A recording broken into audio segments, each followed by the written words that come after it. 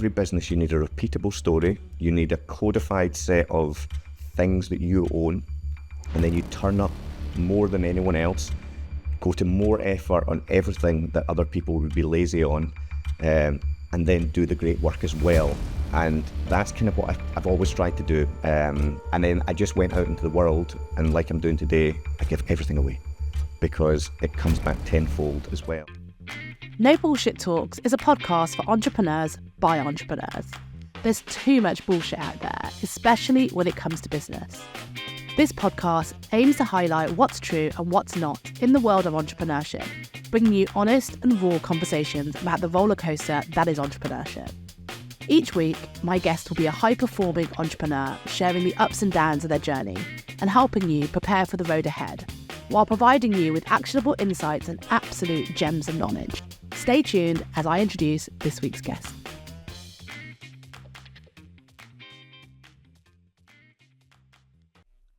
Andrew Dobbie is the founder and CEO of Made Brave, a multi-award-winning brand and creative agency in Scotland. He is known for creating a great company culture within his team and attracting the right talent to his agency. He's a family man who started a TikTok account with his son, which has now blown up and landed him major brand deals. I present to you this week's guest, Andrew Dobbie. Welcome, Andrew, to the No Bullshit Talks podcast. Thanks for having me. Yeah, thanks so much for being here, coming all the way from Scotland. Yeah, and going to the wrong address. Oh, yeah. And then rushing across London to get here. Yeah. But whereabouts in Scotland are you from? In a little village just outside Glasgow called Eaglesham. Eaglesham. I'm not going to pretend that I've heard of it. But I don't think anyone has this like tiny little place. It's actually where Rudolf Hess, who was Hitler's right-hand man, crash landed in World War II. So you just answered my next question. I was also say, tell me something fun fact about the place. That's a pretty fun fact. That's it. So there's loads of Germans that come to visit, and there's nothing to see because it's just a field where they crash landed. Yeah. So what brought you there? I've just been in Glasgow since I moved to Glasgow when I was 18. So I moved to Glasgow when I went to study multimedia design, and then I've just kind of moved around Glasgow until we moved out to a little village. So I stay in an old converted barn. Just it's like 20 minutes from Glasgow, so it's close enough to be in Glasgow, but close enough to be surrounded by sheep and green things and all sorts of things. Is that your vibe, the nice, quiet, tranquil nature sort of thing? Well, I love both. Like, I've just literally come back from New York. I was in New York last week, I think, and I love the vibrancy of New York and the dopamine and the craziness. Yeah.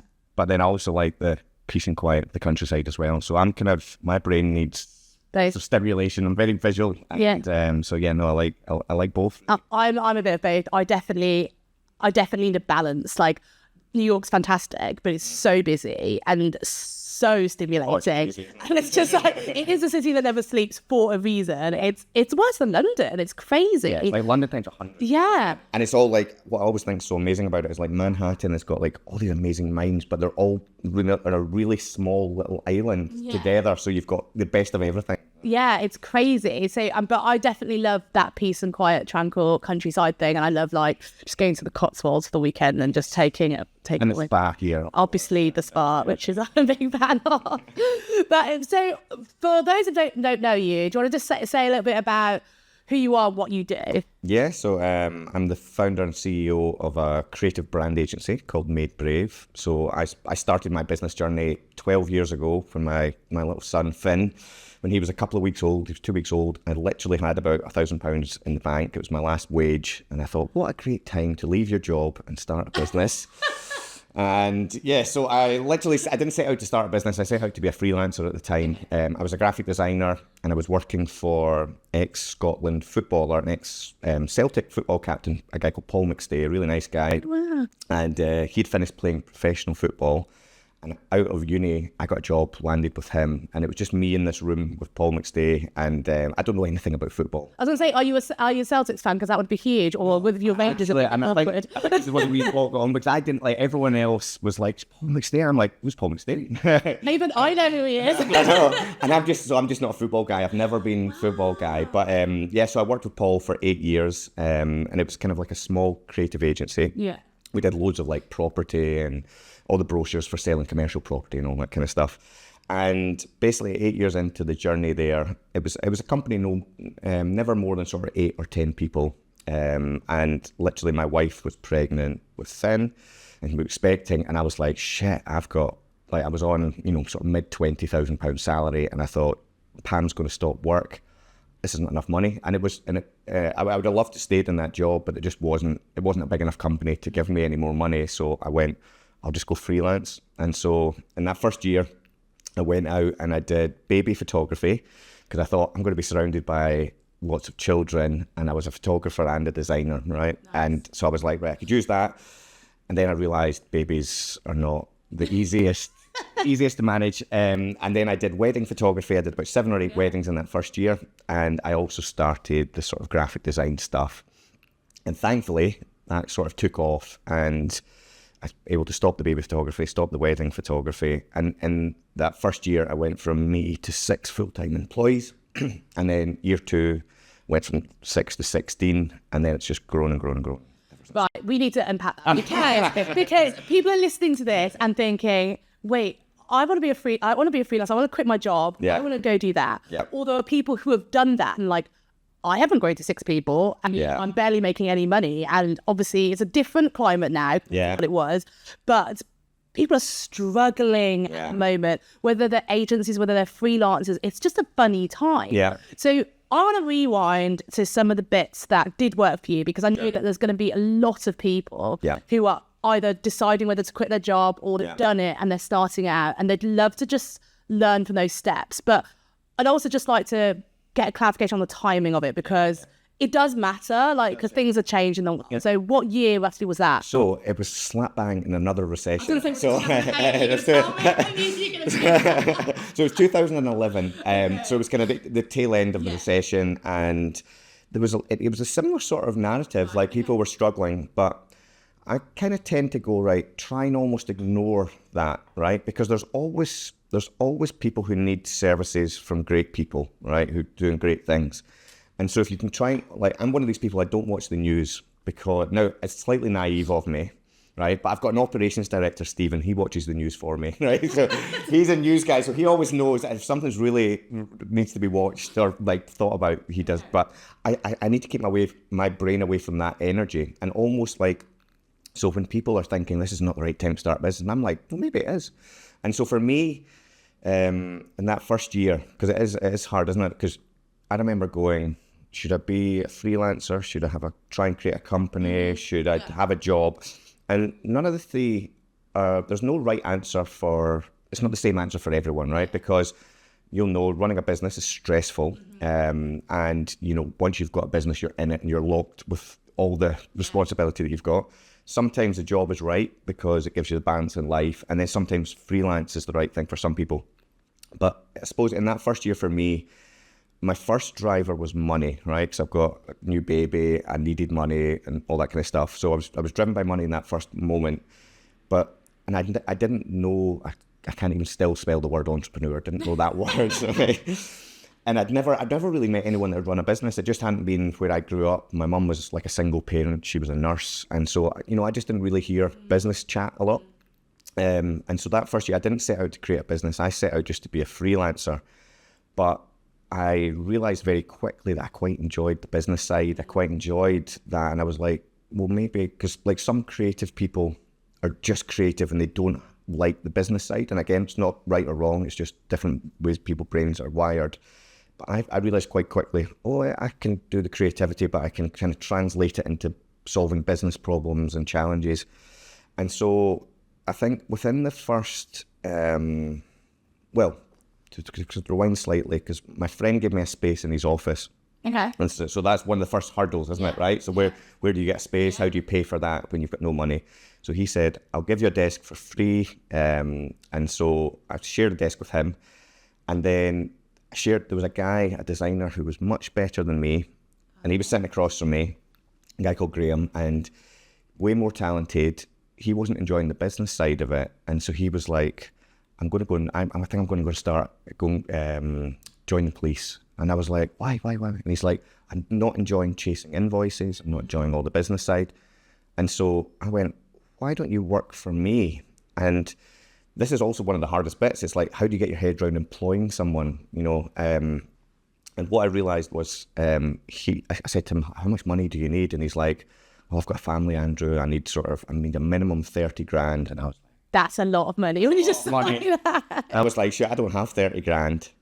But then I came to the realisation that you don't need 30 grand, right? A 30 grand salary is 2.5 grand a month. Yeah. And we've got a probation period in the UK, right? You've got 3 months probation. So your risk is 7.5 grand. And so I went, right, I squirreled away like 6 or 7 grand by this point. And I was like, well, I've got 6 or 7. And then I had an open conversation. I said, look, why don't we try it? If it doesn't work to the 3 months, you go and do what you want to do and I'll just continue. But I think when you throw yourself into those kind of situations, it's kind of sink or swim. And so I did that with Graham. And by the end of the 3 months, I was covering his salary and I was out selling and he was doing better design work than I did. And then I did it again and did it again and did it again. And so that's how by the end of that year, I just followed that same model of just like next person until there was more bodies. I love that. And I love that you did it really carefully and you thought it out. What's the real deal that happened then? Honestly, seeing those first years, I don't know about you, but I didn't know how to read a balance sheet. I didn't know how to read a P&L. And I think if I did, I probably wouldn't have made half the decisions. Because I was like, I thought VAT was mine. I was like, yeah, we're making all this money. And then someone's like, Andrew, you do realise that the VAT has to go. And right. And I spent whatever was in the bank. I was like, oh, we're doing quite well this month. Big party. That's what I did all the time. And then we realised you're running out of money and you had a giant VAT bill and then your PAYE bill comes in and you're like, oh, okay, hustle again. you learn very quickly, but I think that's for anyone listening is that don't let that stuff hold you back, right? Because you get it, you learn. I mean, I'm still learning. I'm still looking at things on the balance sheet and go, what is depreciation? And what, but it comes, and what I found is like everyone wants to help you. They all jump in and help you, and you slowly but surely start to pick it apart and figure out what these numbers mean. And, you've just got to have the kind of the ambition and the drive to get out and keep bringing that money in, because the money is the lifeblood for the heir to the business, isn't it? Yeah, and I think that's a really key point, because what I've noticed is that when something is going well, you mentioned that you had your first employee and they were better than you, so you got good quality design work, you were able to cover their fee. If you then got a bit complacent and were like, well, I'm covering his fee now, I can just sort of stop and go on holiday with a bit of profit now. Yes. But they don't realise that you have to consistently work, because the pipeline dries up very quickly. And when it does, that money seeps out very quickly as well. And then you're just in a lot of trouble. And that's why you can never stop really fully. If you do, I feel like you're in a bad spot. Yeah, no, I mean, I'm 12 years in now running Made Brave, and that wage bill is there every month, and it's been there every month for 12 years, and so you can never stop. And that's why I suppose with my agency in the early days as well, is I was really dead set on growing our own brand. So we'd obviously a brand and creative agency, and we now brand some of the biggest companies in the world. But I was always to my team, people always say, just let the work talk for itself. And I was like, no, that's a given. So I was that, for any business, the product or service, that should be world class. So I said, we're going to work that out to be world class. But if I can also create a great brand for ourselves, then I will truly know how to build a brand for other people, because I've done it for myself. And then the other sort of, if I had a Venn diagram here, the other bit, I was like, let's make an amazing culture. Because then if we've got a great culture, we've got happy people, the happy people will create great work. That will build a great brand, and then it should self-fulfill itself. And so my job as CEO was to kind of look after those three things, make sure someone is in charge of making world-class work. So that's an important thing in a creative job, is something people who found the business hold on to that themselves. And I spotted that that's almost a way to throttle your agency a little bit, because then you're stuck in the work, and then you're not growing the brand, you're not looking after culture, you're not looking after the vision. So I gave my studio to a creative director very, very early on. And I think it was one of the best things I did, because it empowered Stephen, it's another Stephen, empowered him. It's like, this is his studio. This makes him feel great, and he's going to do a better job than I could. And then my job was to swing the pendulum, to go, right, how to do the brand, how to do the culture, and how do I keep the money flowing And I don't know where I started there, but that's... I've got lots of questions on that, because I think you mentioned quite a few things that are current trendy topics at the moment. Like culture's a big thing everyone's talking about. But you mentioned a few things about, I really like the fact you said, it should be a given that the good work speaks for itself. And yes, it should. But your brand, you guys are very big on Made Brave as a brand. I mean, I literally just saw it on a Times Square billboard. I mean, that's pretty cool. We'll come back to that, I think. But, Made Brave is a brand that you're proud of. I'm guessing that a lot of your staff are proud to work there too. Can we talk through that then? Because like you said, lots of people work on winning clients and doing stuff for them. But what did you do then to make Made Brave who it is now, and to build that culture and make a team that people are proud to be part of? I think it's also an interesting thing, because it's like, when you're creating brands or creating culture, it is what is organic and what have you created out of like what have you made up as such, right? And so what I did with Made Brave is I just let the first 2 years see what happened, right? And so to give you an idea, we would get Mexican food on a Friday, right? Burritos for the team, and different people brought different cultural elements and traditions into the company. And there was always a lot of talk of Pixar and Disney, and we used the hashtag to infinity and beyond. And it just came naturally and organic and all these things. And then at 2 years, we'd sort of grown to 16, 17 people, whatever it became at that time. And I went, stop. And I went, what have we created here? And let's decodify it or codify what we had. And so and it's really it's almost what you're doing when you're doing branding for companies at scale. You interview everyone. You go, why are you here? What do you believe in? What did you join for? What do you love about this? What do you hate about this? And we did that with our team, and almost to distill what were the common things, themes, values, beliefs. And then we codified them into our values. I then, I had to keep resetting the vision, because everyone's like, what's the vision? I was like, shit, this was beyond the vision. I didn't think I had it in me to create a company of that size, and then we were going further. So then my job as CEO and founder is to sort of, right, okay, what's the vision? What's the purpose? What's the reason beyond making money? Because I've now solved the feeding a baby and all that stuff. And then we codified the values out of the team. So what all the shared beliefs that we had. And then we figured out, well, what's working on social media, right? Well, that's kind of becoming our tone of voice. There's a personality. What are the sort of brand codes in terms of the visual aspects of the brand? In terms of colors and all of that. That's you're just pulling out what we've created by magic, almost codified it into the Made Brave brand, and then we were purposeful about repeating it. And I think that's for any brand, is that you figure these things out and repeat and repeat and repeat. And I layered on top of it my story, the 2-week-old baby, £1,000 in the bank. And you're doing as much as possible to humanize the business that you've got, so that, if I tell you that story, someone can repeat that, right? And so for every business, you need a repeatable story. You need a codified set of things that you own. And then you turn up more than anyone else, go to more effort on everything that other people would be lazy on, and then do the great work as well. And that's kind of what I've always tried to do. And then I just went out into the world, and like I'm doing today, I give everything away, because it comes back tenfold as well. And it's just do that consistently over time, and your thing should get bigger. It should, and that's the key. But it's hard, and I think, like you said, should get bigger, and it takes time. Like, you've been doing it for 12 years now, and now I think things are massively snowballing for you. But it does take time to build up, and I think people are doing it for 6 months and kind of giving up, which is a bit crazy. I think you mentioned a few great things there. I think the founder story is so important. And I think what people don't realise is that everyone has a story, but they don't realise they do, and they're too afraid to tell it. Like, I haven't even crafted my founder story yet, but it's there, because every time I have a conversation with someone, they go, why did you start this? And why are you doing this? It just comes out, and they're like, that's so powerful. I'm like, oh, is it? It's just my life. And now I have to work with that. That's something I'm literally trying to do now, is craft that story so it's compelling and repeatable.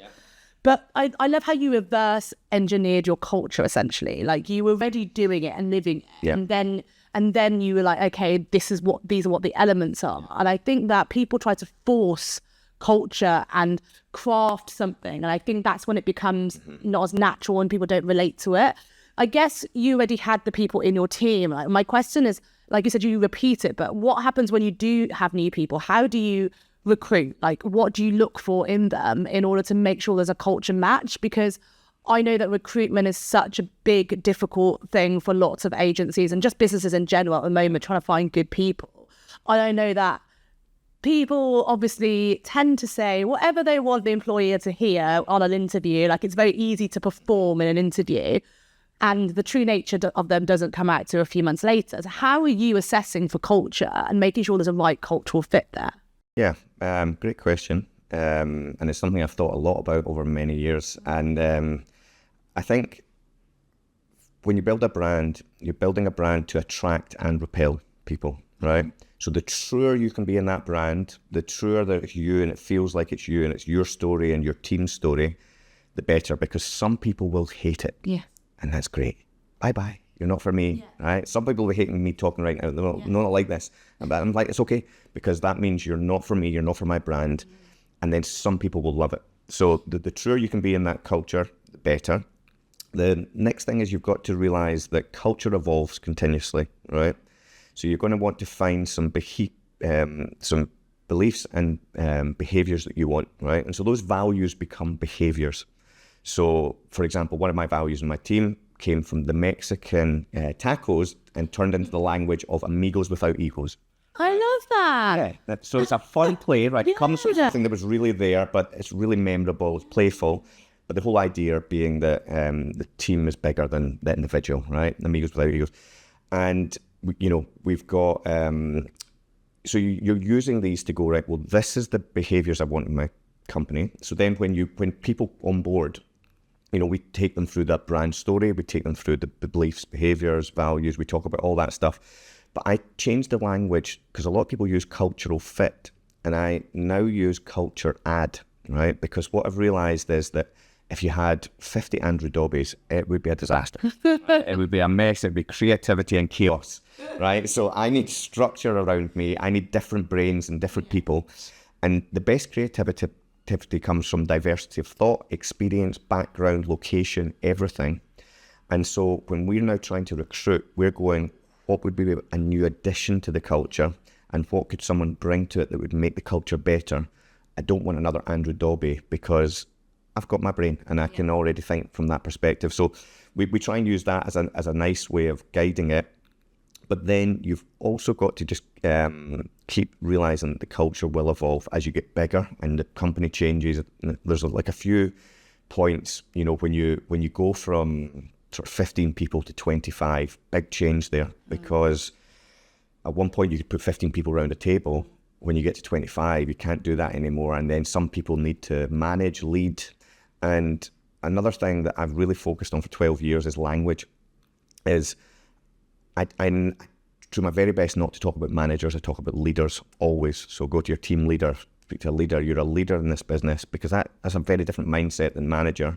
I also never, ever use the word employee, ever, because it creates you're my employee. So everyone's a team member, so part of the team. And I think everything in life begins and ends with language. And if you can really concentrate on thinking about the language you create in your culture, when you're talking to your team, and all of these things together, it's all those many parts together that make it. I'd love to hear some tips you've got for other people about recruiting the best cultural adds to your team. I don't do much of it now. It's now other people on the team that do it. But what I often do is I come in for a second or third interview. Just, I like to meet people that are going to join. But we try and encourage people, especially in our company, because it's a creative agency, it's your first brief. So we almost encourage in the job application, we might theme them slightly, and we're looking for people to get and understand that and hopefully play something back to us. We've had all sorts of weird and wacky things. Like we've had someone turn up and dressed as the Mad Hatter from Alice in Wonderland. And we were like, who is that? Why? I've had people sending their CV in a bottle, like a message in a bottle. I've had people send pieces of a jigsaw, one piece a day for a month until there's a picture of them. The trick is if you're doing it, and so for anyone listening going, right, I'm going to apply to Made Brave. Like at Made Brave, where you've got the brand and you've got to have the great work, you've got to still have the great CV. Yeah. the great personality when you turn up to an interview, because if you just do that bit and then everything else is not there, but see if you can do both in tandem, that's when the magic happens, because, you know, then you've got both. But, you know, I think getting great people, it's very hard when you start, because I remember my first year, literally couldn't pay anyone. You know, I was like minimum wage, whatever that was at the time. And I was like, I will pay you more as soon as I can afford to. And then I did. Like, as soon as I got more money, I was like, there. And I just did it until we leveled up. Yeah. And that's the hard bit at the beginning, because great people are worth a lot of money, right? And, now we're at a stage in business where we're working with brands all over the world, so I can afford great talented people in the team, but I couldn't always do that. And so at the very beginning, it's hard because you've got clients who don't have enough money, right? Because you just need to take anything at the beginning. And then you can't afford, the most successful people in the industry, right? Yeah. And it's not to say the people you've got that you're not great, and I don't mean that for any of the people that work for me. I just mean that they're at a different level, right, in terms of how much experience they've got, etc. So you've just got to do everything in your power. And what I also thought about in that first year was, I need to grow my brand, I need to try and get great people. And so when I put a job out, I would literally take anyone that applied into the interview process, right? Anyone, because it gave me two things. I got to practice telling my story and pitching my business, right? Because it's a two-way thing, an interview. And so I would be like iterating. I'd be like, that worked, that didn't work, that worked. And it was almost like a comedian perfecting my, show. And then if I did that well, they also got a great experience. And even if they didn't get the job, they would go out as an ambassador for Made Brave and go, that guy was really nice. It sounds like a really cool company. And they would tell lots of people. If someone's committing to come and work for you and your team, that's a big give. So you've got to do everything. And that's why I was so set on, I'm going to have the best culture. And a good thing is, I'm very aware that my culture might not be the best all the time, right? Because it changes, the wrong people might come in, business pressures come on, different growth cycles. But I always strive for it to be great, because it then keeps me trying to keep it great. So even when it's not, I'm going, well, I need to hold myself accountable to the fact that I say it all the time. So I'm going to keep iterating on it. And so, again, in the early stages of my business, I didn't go for all the creative awards. And that's not because I don't believe in them. It's because I was like, well, all the creative companies are over there and they're all going to be over there. I'm going to go for cultural awards, right? And I'm going to try, because they'll hold me accountable to create a great culture. And then I also went for business awards. And I was like, to the team, why are we not the creative? Why are we not a marketing, whatever? And this, I said, well, leave all the competitors over there. We need customers. And they're all at the business awards, and there's no creative companies there. So if we went to the business awards, we were the creative ones in the room, and we would do some sort of stunt. We'd do something different. Be memorable. And then they would go, who was that creative company? Who did we get to do our branding now? Let's choose Made Brave. And they were all over there competing in the creative awards. Now I do a bit of both, because we're at a stage where we can. But I always say to people, think about your own business, and could you have a different award strategy? Could you turn up in a different place? So can you turn up the sustainable awards and do something, pull a different category or a different space that you shouldn't be in, and go win those to figure out where your customers are, basically. Where have you made a bad hiring decision, or where has it gone sour between team members, and how have you handled that?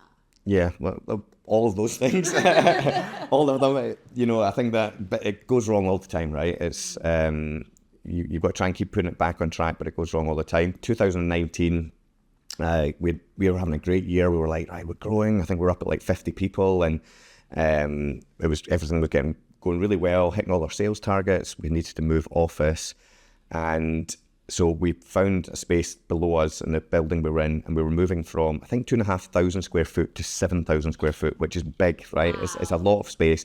And when that's empty, when it's just like a shell, you need to do a lot of work to fit these things out. And I love fitting out and creating offices, because I really believe the space you put human beings has a big impact to how they feel, how they show up. It's like we're here today in the Four Seasons. It feels nice. It's a nice space, right? It changes your energy. And so I always feel that with offices. And so we invested a lot in this office, right? It kind of almost £300,000, which was eye-watering. Wow. We built up that cash over a long time, a lot of hard work into that, but really believed investing in the space.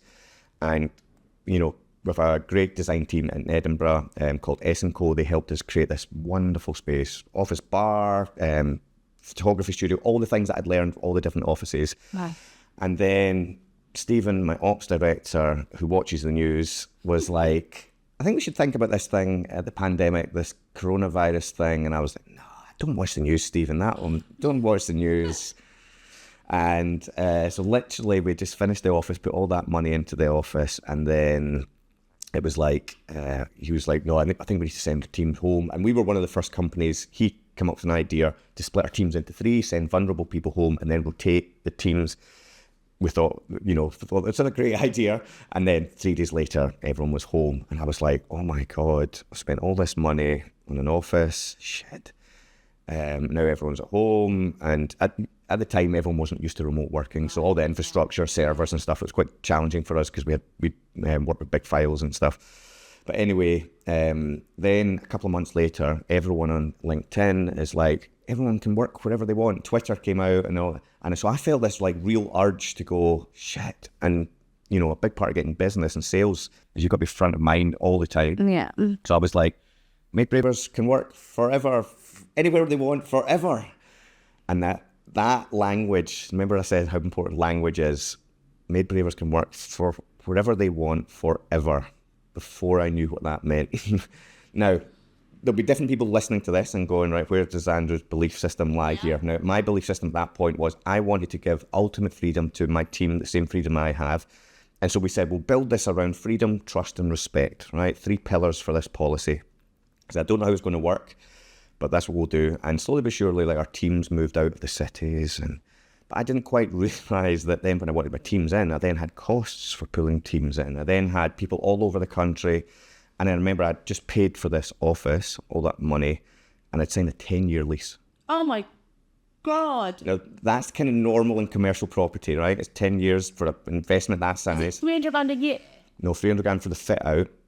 So I'm going, right, so now no one's coming into the office, right? Or, a few people are coming into the office. I've got this huge cost for 10 more years of my life, and what do I do here? And I've said to everyone, work for everyone. And then slowly but surely, I noticed my culture changing. I was like, I've created this thing. I got into it because I love people. I love being surrounded by creative people. I love the energy. And I'm now sitting at home with this big lease for this office. I've got this money I'm paying every month. And I'm like, shit, I fucked up with that language, that forever piece. But what I came to was, and I've since reflected on a lot, is that don't keep doing stuff just because you said it and just because it's wrong. If it's wrong, the biggest thing you can do is be vulnerable, tell people I messed up, I fucked up, through that event. It's like, so I said to the team, I'm so sorry, I've got this wrong. And it's going to mean some changes, and it's going to mean we all lose a little bit of some of the freedom we got.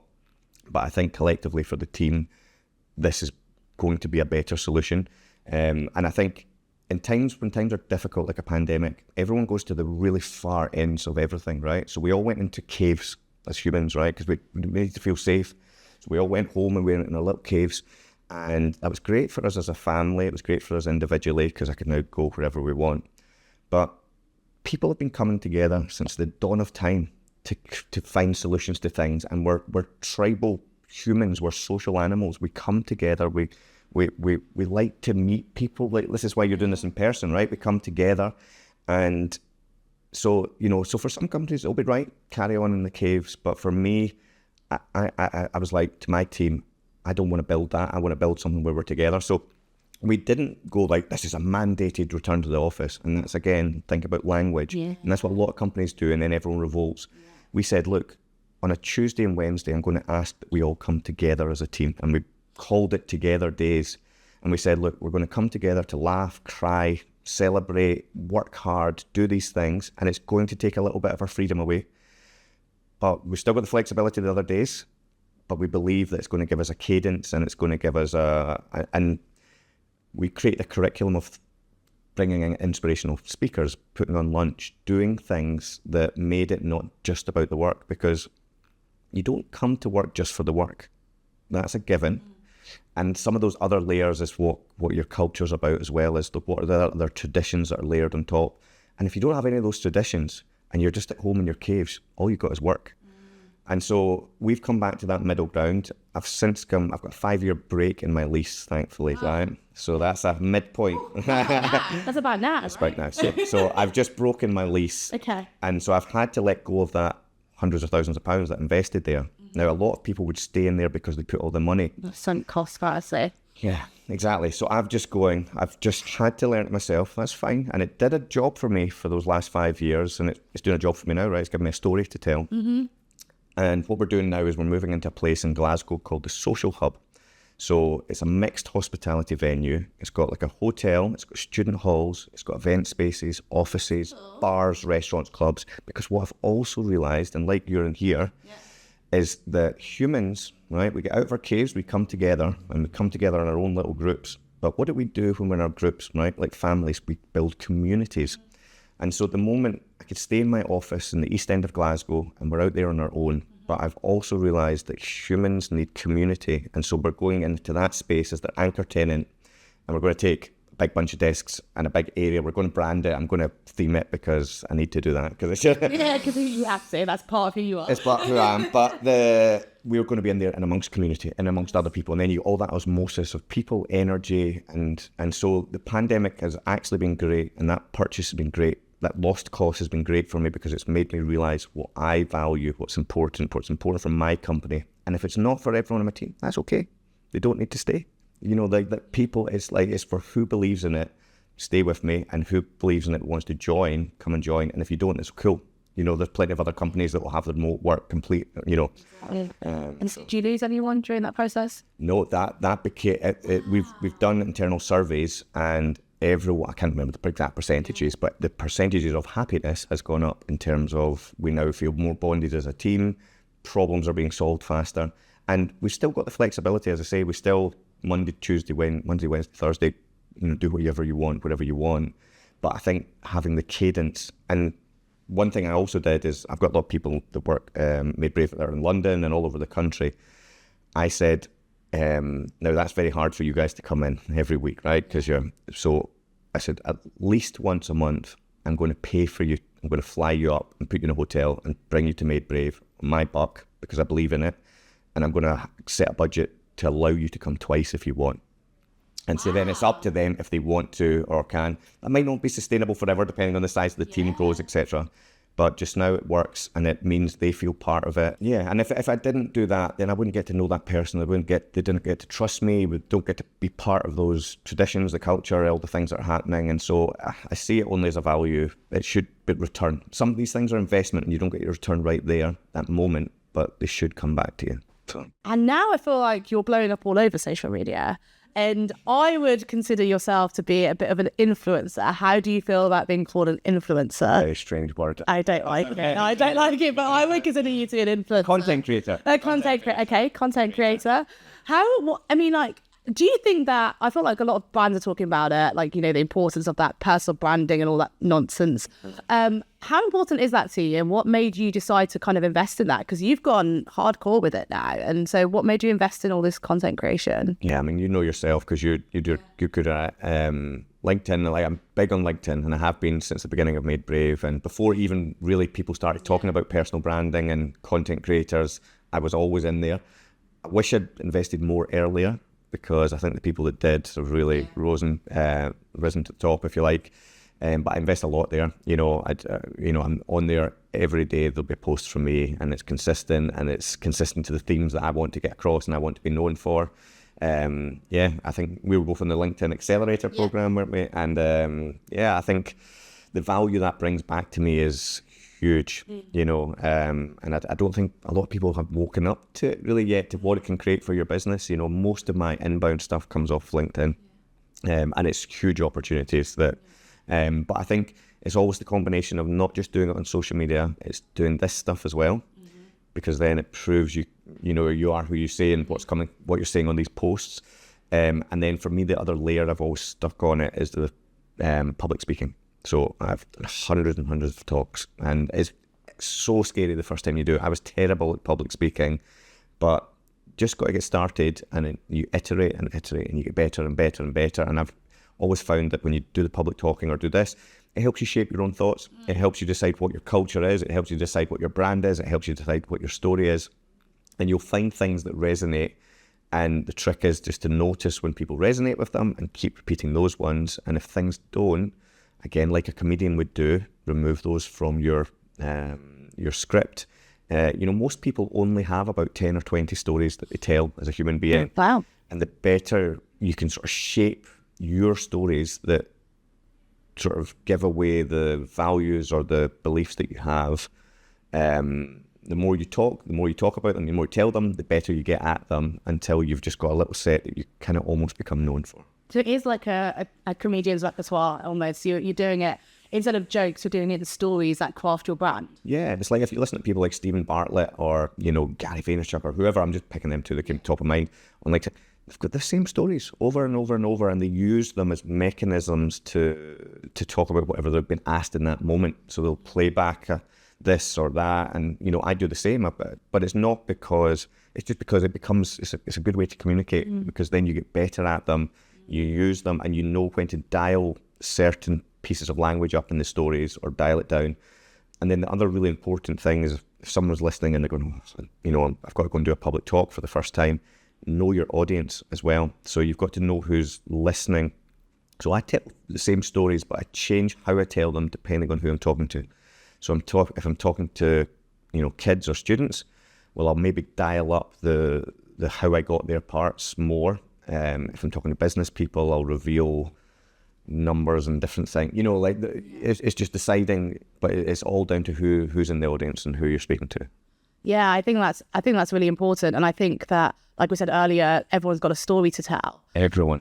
But I guess for those who are thinking they don't have a story to tell, that's like the classic imposter syndrome or whatever you want to call it, right? And people thinking that no one's going to want to hear my story. Everyone's got a story. And the great thing is you can start your story from any moment, right? So if someone's listening right now and they go, I don't have a story, I don't feel like I've got anything in my life, your story could start with, I was listening to a podcast with Sabrina and Andrew Dobbie, and they were talking about stories, and that could be the start of your story.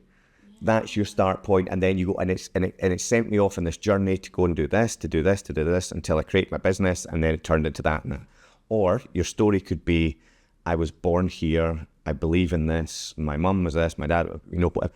You can choose. I usually start my story like today. When I was 30 years old, I had £1,000, a 2-week-old baby. 30 years old. I've got 30 years of stories before that I didn't tell and we've not spoken about.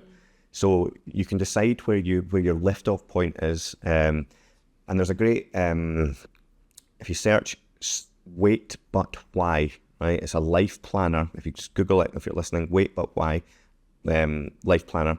And there's basically this A4 page. It's got 52 little boxes, right, in a line. And that's like the weeks of the year. And then they repeat those boxes 90 times, and it's your life on one page. And you can print this thing off, and it's mind-blowing, honestly. It's great and horrible at the same time, because I did an exercise with people, and you all got to, someone gave us a pen and said, just play with that page however you want. Now, some people scored out areas of their life. Some people future planned and put, I want to have kids here, I want to have this house here, I want to do this. But then when you sketch them out, you go, well, that's only that tiny little bit of life, but you can start to create your story from it, but then you can go like, what do I want the rest of this story to be? And you have an opportunity to turn it into whatever you want. That's scary, but it's cool. It's cool. You should do it. Just do it. If you're still figuring your story. It's crazy because I think that I have got lots of stories and I don't realise, and like you said about my LinkedIn content, I'm telling stories, but I don't realise I am. And people always ask me how I come up with content. I just write what's on my mind that day, and I write like just something that either I'm pissed off about or like I'm really passionate that everyone needs to know about, or something that's just giving me emotions. So I just put it down on a page, and I guess I'm kind of good with words, so it comes out in a nice way. But I still haven't ever crafted my own stories, which I do think I need to actually do, like consciously spend the time and think, okay, I'm now creating this new business and I've launched a new community. It's an entrepreneur members club. Yeah. There's a very clear reason why I've created that club, and people have asked me and then I'm like, wow, and they resonate with that. And I'm just thinking, actually, that's what I need to tap back into. the moment something happened, like there's a moment that I decided I was going to go for it, and that moment is quite bad and highlights what other clubs do, and I need to highlight that. And just the reason why, and feeling lost as an entrepreneur, and like you mentioned earlier when you were saying, do I become a freelancer, do I become an agency? And as an agency owner for the last 10 years, I've been dabbling with going back to freelance because it's less stressful. So even that going through even that going through my mind is part of the story. I think I just need to craft out my own story. And it's funny because people look at me and sometimes think, oh, she's really confident, she's really good at telling stories. And I don't feel that way at all. I feel like I don't have a clue what I'm doing and I'm just chatting nonsense all the time. So I think this is what people's perceptions of other people is just so remarkable. But actually, sometimes we need to just strip it back down to basics because I haven't gone down to basics. I don't know my own story. And I know there's like founder story, purpose story, all this stuff. I don't know anything. The thing that helped me nail it was early on in my journey, I did a competition to win a grant, you had to win some money. It's like on stage and you had to tell a compelling story as part of that process. Wow. And it forced me into like, what the hell is my story? But I think some practical tips to try and find it is, and for thinking about LinkedIn content as well, is that I say to people, get 5 post-it notes, right? And think of them like content buckets. Now, when you turn to Andrew Dobbie on LinkedIn, I want you to, it's like turning on MTV, right? I want you, if MTV, you're going to get music, you need to know what you're going to get from Andrew Dobbie. So for me, one of my buckets is branding and creativity, right? Because that's what my company does. That's what I'm passionate about. That's one, okay? Then I've got like leadership, which is another one. Ask me what they are. In fact, that's a great, actually, yeah, do it, actually do it. Okay, branding is definitely one. Okay, so leadership. I would say family, like your yeah, me and Finn is that's one, that was one of my stickers, yeah. But also now you've got like your brother, right? Yeah, so he's No, and then work-life balance, I think, is in there because you constantly talk about that's the culture one. So that's culture as well. Yeah. So those are the ones that really resonate with me. You always bring up branding campaigns and stuff and what's going on. Culture within Made Brave as well, like the importance of that. Sharing culture. And your family and. Yeah, no, you've nailed it. That's them. Branding, creativity, leadership, culture. Family, Finn, Ryan, now my story. That shows you're doing it right. And I do not move out those lanes. Yeah. And that's the trick. And most people do that. And then they talk about politics. Then they talk about that.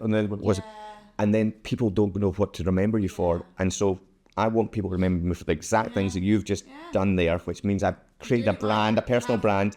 And then when someone wants someone to talk about branding and creativity, they think of me, not someone else. Yeah. And that's it. And then if you can just wrap that with your stories for each of those, and then you stop looking for other things. You start looking for content that's just around those things. So I'm looking for articles about culture, and I read those. I'm reading ones about leadership, and I try not to look at much else because it's too much of your brain. Yeah, and it actually becomes easier if you down. That actually becomes way easier, and I love that. I've so your content's really good. It's very good. It's resonating. But I think that makes sense. I think a lot of people are concentrating on LinkedIn because of where business is. But I definitely need to talk to you about TikTok because you are so big on TikTok. It's amazing, but also a bit weird. I'm just like, wait, like you're like famous on TikTok, which is kind of crazy.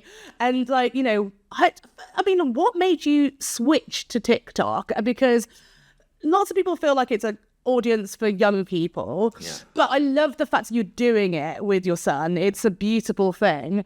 And like, and talk me through that journey, because you went from nothing to having videos go absolutely viral and Will Smith reacting to them. I mean, that's pretty damn huge. So talk to me through this TikTok journey. Yeah, so in the pandemic, when TikTok went huge, like everyone in the UK, I downloaded that app, and it was just to amuse myself with my son, Finn. So Finn is 12 years old now. He's obviously the same age as Made Brave. And I was like, let's do some TikToks together. Never thought anything of it. And we did. If you scroll way back to the bottom of the feed, you'll see some really cringy crap right down there. I mean, there's a lot of cringy stuff on there, but we're having fun, right? But no, we did that and just had fun with it. And a couple of years into the pandemic, business started to take off again. I got distracted and we sort of stopped using it. And then one day, so in my garden, I dug a really big hole and put sunk Finn's trampoline into the ground, and then built a sort of calisthenics pull-up bar thing beside it. Finn said, "Dad, look at this stunt," and he sort of jumped off it, swung on the thing, did a somersault, and then sort of walked off. And I'd filmed it, but he sort of walked off backwards, and I went, "That would look really cool in reverse." Yeah. So I put it in reverse, right? And I said, "Finn, that is going to go instantly viral." And I put it on TikTok, and it got 14 million views, right? That was the first one. And then I said, "Finn, we've got a really narrow moment in time here. We've got all these eyeballs on our page." And so I said, "We're going to reply to every single comment. And if possible, we're going to ask them a question, because if you ask someone a question, you get another comment in return, right?" I said, and it took I think it took 3 days or something. I was going to say, how long did that take you? 2 days of dedication. I said, "Look, we're just going to do it all." And in the comments, people were either arguing, it's in reverse, it's not in reverse, right? They were saying, or they were saying, "Never let him know your next move," which is a trend about doing random things, right? Or they were saying, "He's like a tiny Spider-Man." And so the secret to your next piece of viral content are often in these comments, right? So I said to him, I went on Amazon, bought a Spider-Man outfit. I said, "Finn, put the Spider-Man outfit on." Titled it "Never Let Them Know Your Next Move," and then did the exact same thing that he did, got him to mimic it exactly. And we put it on Instagram and TikTok, and on Instagram it got 72 million. Oh my God, that's nuts. Which, to put in perspective, was the 8th most viewed reel in the world that year, right? And it was like ahead of Kylie Jenner and all these people. And we were like, "Oh my God, 72 million. And then obviously our followers started to go up and up and up. And I said, "Look, let's just try loads of stuff and see what resonates and see what we enjoy creating." And what we realized quite quickly is that people quite like the father-son relationship. Yes. And we liked it as well, because it was like, all right, I get to be creative without the stress of business. I get to teach him creativity. He's learning about business and creativity, and we get to have fun as well. And so we just started creating content. And then the next milestone was we were going on holiday, a really nice beach holiday, and I needed a nice camera. And so I Googling like GoPros and everything, and I came across this 360 camera called Insta360. I've just bought it. So good. Oh my God, thank you. I need to give you justify that I've spent 360 quid on it. So good, honestly. It's the best, as a creative brain and a photographer mind, it's the best creative camera I've ever. Amazing. So good. It's arriving today. So I took that on holiday, right? And I was in the Maldives, and the Maldives is obviously a beautiful place. Mm-hmm. So I think it was the beautiful surrounding, creative camera, me and Finn. And so every video, every day when we were there, started to get like 5 million views, 10 million views, blah, blah, blah. And I started to shoot behind the scenes of how we were doing things with that camera. Lo and behold, they reached out to us. We've seen your videos. And they were like, "We love your videos. We love your father-son content. We would love you to be part of our next campaign." So I went on a call with them. They were like, "We'll send you cameras for free now." So they now send me we get all their new cameras all the time. And they're such a lovely company. Send us all the stuff. And then they paid us and started to pay us for creating content. Oh my God, I love this. Then they were like, we did a video we started doing these, they're called like mukbang 360 videos, like ASMR videos. Like, you need to go on my feed, Entertaining Dad, and you'll see them. It's hard to describe. Right. But we did one for World Chocolate Day, and they reached out to me and said, "Hey Andrew, we're just wondering if we could have the usage rights to that video, because we're going to have Will Smith react to your video and then recreate it." And I was like, "What? The Will Smith?" And they're like, "Yeah, Will Smith's gonna," and I was like, "Finn, you're never going to believe that." So yeah, next thing, we opened TikTok one day, and there's Will Smith reacting to our video, and then he's recreating a technique that we used with the camera, and then that went all over his social channels, all over ours, and it's just fun, and it's just creating more fun every day with it. So I can't believe that. It's phenomenal, and it's funny because I see so many people talking about TikTok, and there's always divide, especially in business. Like, is TikTok for business? It's not. And people say, the only people who do well on there for business are the really cringe ones, the ones that are trying to sell entrepreneurship and get rich quick schemes.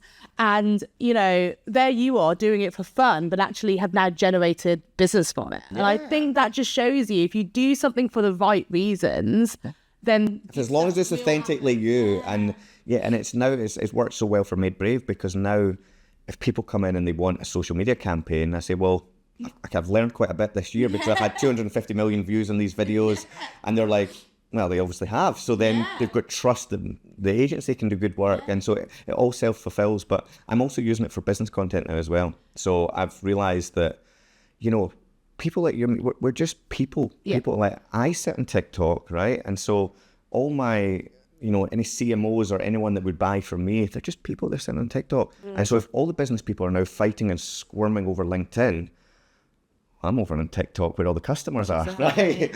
And so they're getting me both places. They're getting authority on LinkedIn, and they can see your job titles, your experience, all of that stuff. But then I'm also entertaining. So I'm in their brain at different places. And I'm using it for branding content, that kind of business stories and things like that as well. So what sort of content would you recommend to people who are, so say if you are a business owner and you want to go on TikTok without doing a cringe video. I mean, some people will be listening to this and saying his videos are cringe, but I don't know. It's like, you never know.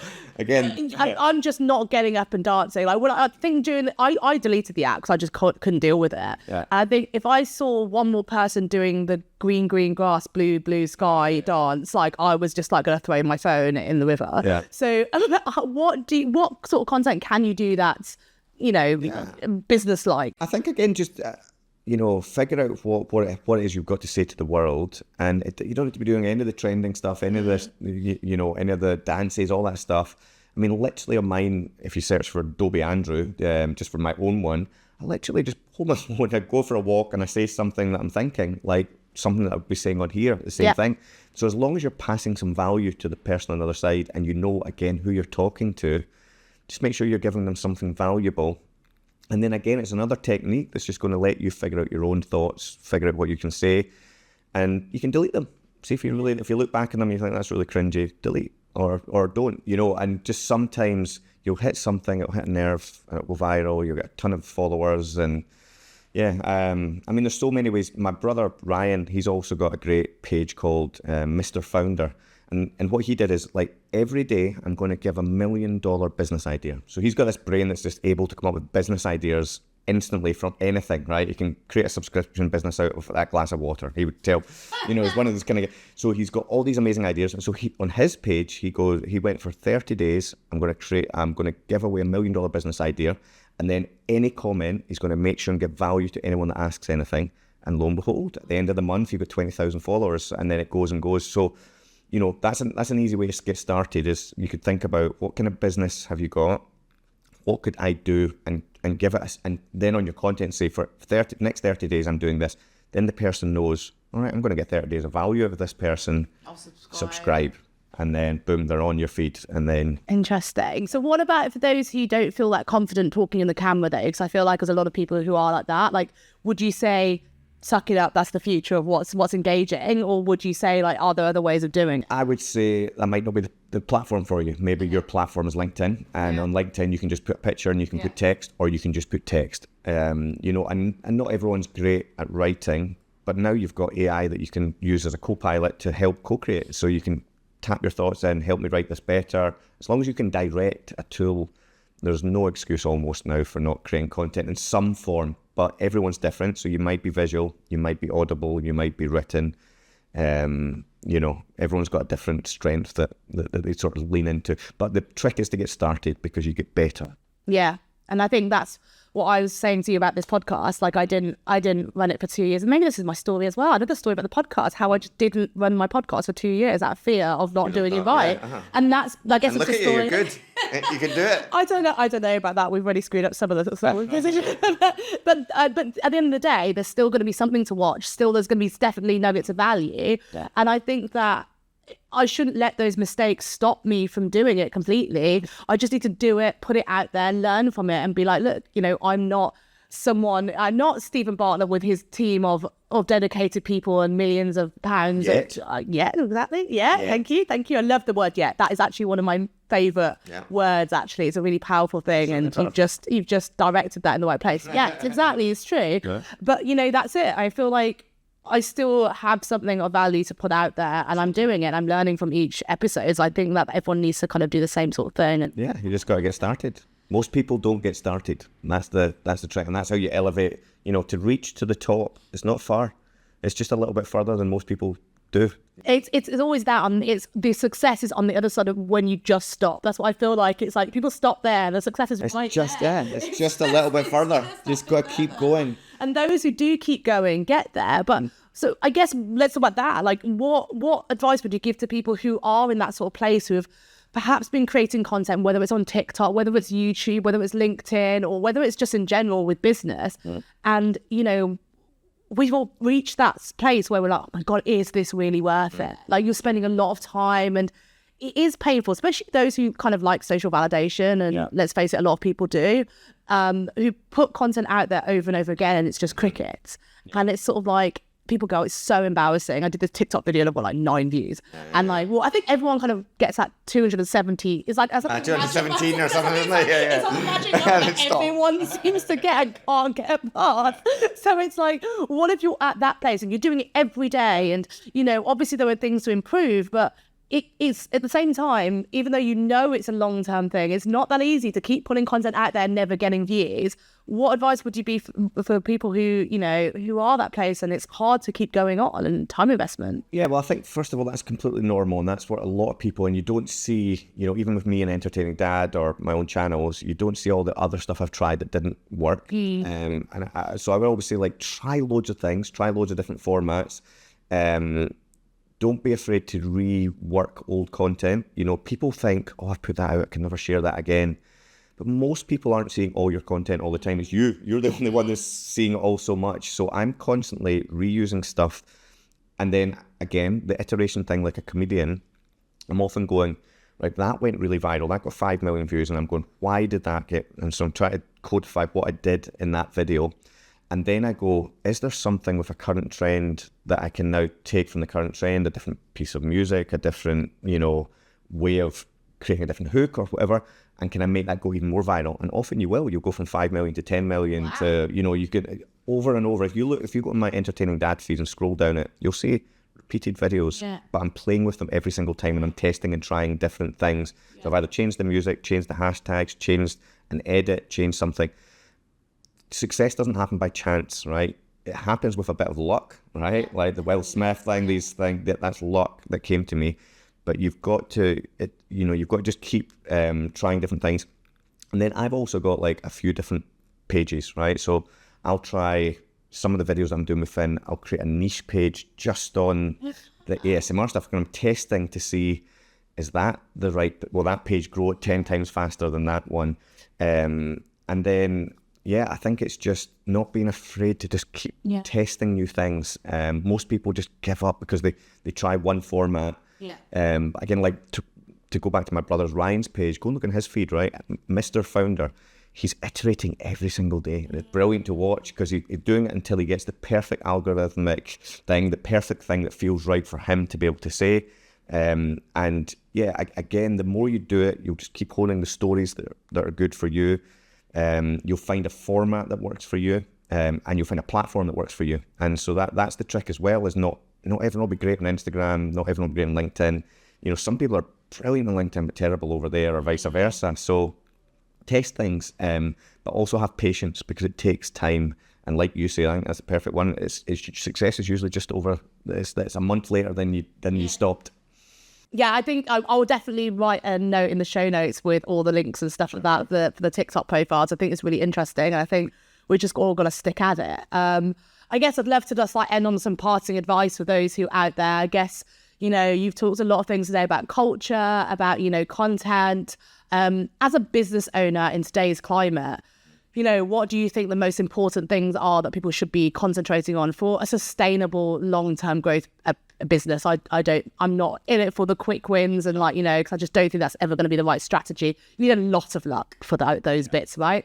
Long-term growth, doing the right thing, all areas of business. Where do you think people should be concentrating their time on? Yeah, well, I think you just gave the advice. It's like, it is a long-term thing, and I think people have maybe and I probably had it in the past, the naive feeling that you can get everything really quick. It doesn't. It takes time. It takes consistency. It takes, I think consistency is probably one of the biggest things, is stick to something, find a story, find a narrative, find somewhere where you can give value to someone, and then turn up and do more than other people would do. And, in every part of it, like do a better service than the next person, create a better brand, be more consistent, be more, hardworking. And if you just keep doing it, it's hard, right? Because, challenges come along, markets change and things go up and down and pandemics appear and you lose money and people fuck you over and things happen, right?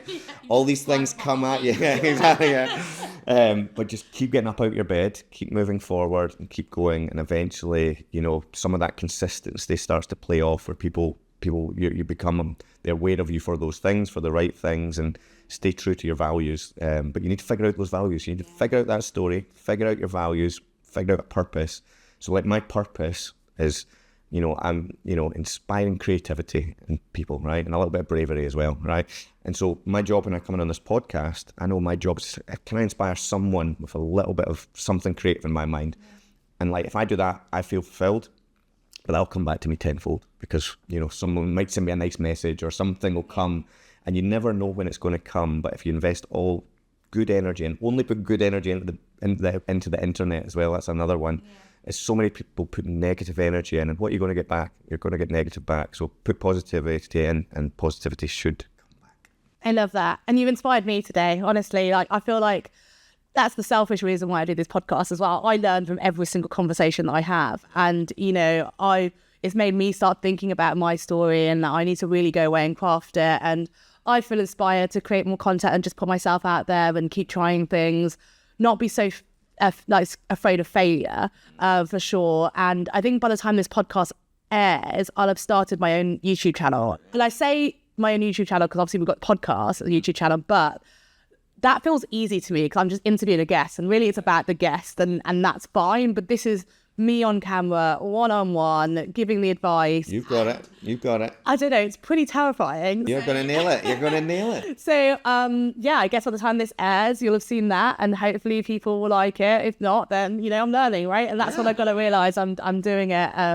I think I took a big tip from Ali Abdal, who's obviously big on YouTube. And he said the first 50 videos are just for you. Like, just do those first 50 videos for you. They'll be crap. But then after that... climbing Cringe Mountain, I read somewhere. Exactly. I can't remember. Like, you got to climb Cringe Mountain, and then you get over the mountain and you're done. I like that too. So, so I guess when this comes out, check on the blog and the video and the YouTube channel. But you've inspired me to do it now, and I'm going to keep going with it and see how I go. But thank you so much. Thanks for having me. I appreciate it. It's been amazing. Thank you for today. Thanks. Perfect.